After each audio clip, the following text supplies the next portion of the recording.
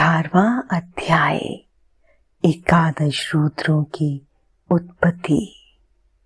नंदीश्वर बोले, हे मुने, अभी मैंने आपको कल्याणकारी भगवान शिव के 10 अवतारों के बारे में बताया।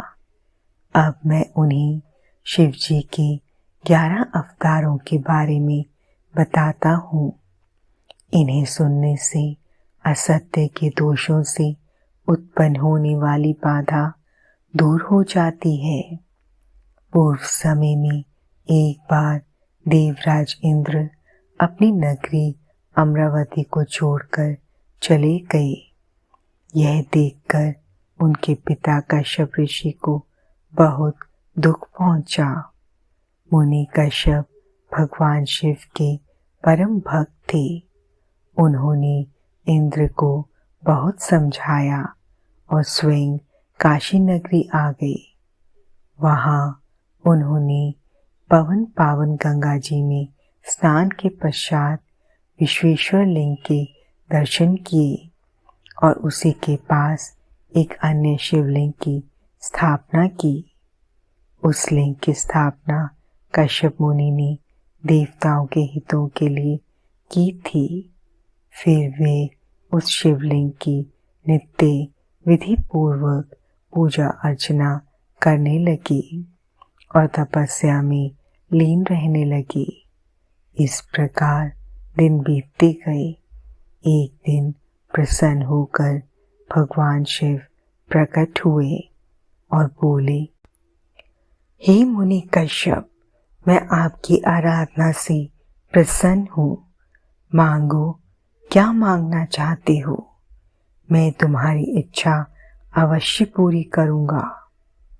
तब भगवान शिव के वचन सुनकर कश्यप मुनि बहुत प्रसन्न हुए और महादेव जी की स्तुति करने लगे। फिर बोले, हे भगवान, मैं अपने पुत्र के दुख से बहुत दुखी हूँ। आप मेरे पुत्र का दुख दूर कीजिए। आप मेरे घर में मेरे पुत्र के रूप में उत्पन्न होकर मुझे सुख प्रदान कीजिए। कश्यप मुनि के वर को सुनकर शिव जी ने तथास्तु कहा और वहां से अंतर्ध्यान हो गए। तब कश्यप मुनि भी प्रसन्नता पूर्वक अपने घर वापस आ गए। उन्होंने सब देवताओं को अपने वरदान के बारे में बताया, जिसे जानकर सब देवता बहुत प्रसन्न हुए। भगवान शिव अपने द्वारा दिए गए वरदान के फलस्वरूप कश्यप मुनि के यहाँ उनके पुत्र के रूप में जन्मे। कश्यप मुनि ने प्यार से उनका नाम सुरभि रखा। सुरभि के जन्म पर बड़ा उत्सव हुआ। सभी देवताओं ने प्रसन्न होकर फूल बरसाए। अप्सराएं नृत्य करने लगी तथा चारों दिशाओं में मंगल ध्वनि गूंजने लगी।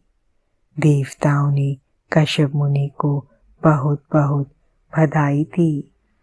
तत्पश्चात सुरभि के बड़े होने पर उनसे कपाली, पिंगम, भीम, विरूपाक्ष, विलोहित, शास्ता, अजपात, आपिभुर्ध्य, शंभु, चंड तथा भव नामक 11 रुद्रों ने जन्म लिया। इन 11 रुद्रों ने देवताओं की रक्षा करने तथा उनका हित करने हेतु अनेकों असुरों का वध किया।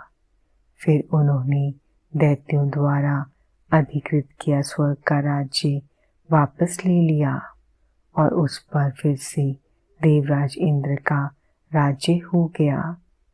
ये 11 रुद्र आज भी देवताओं की रक्षा करने के लिए स्वर्ग में विराजमान रहते हैं।